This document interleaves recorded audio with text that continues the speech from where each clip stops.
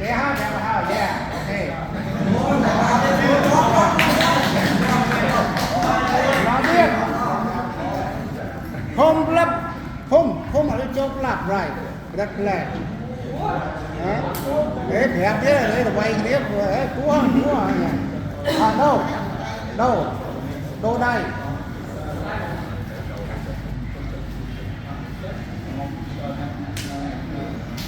Vâng, bị Phần tư. thứ ba đấy. Ok, go. Nào, thêm cái ra.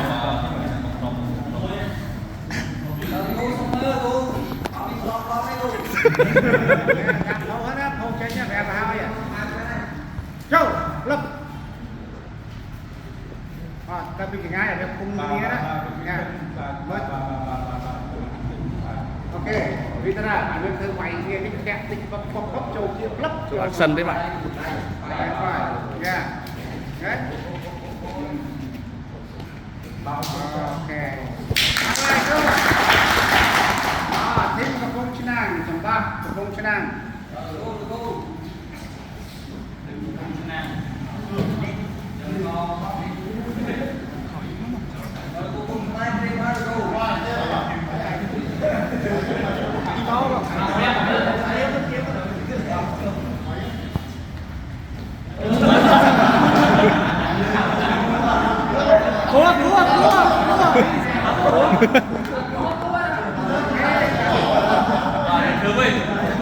Rõ rất.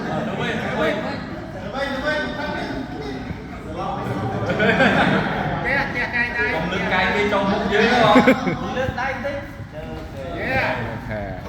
Áp trừ.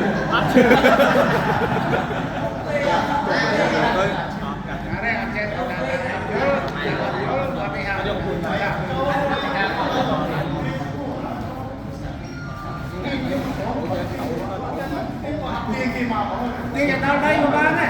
Kia đâu đây mà rồi. There. One, there. Okay. Dah. Con Khmer. Hana dia, Hana dia. Con Khmer của Khmer. Kun Khmer.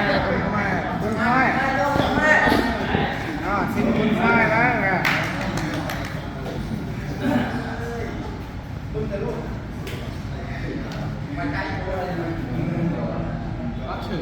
Kìa đấy. Kìa anh linh hồn.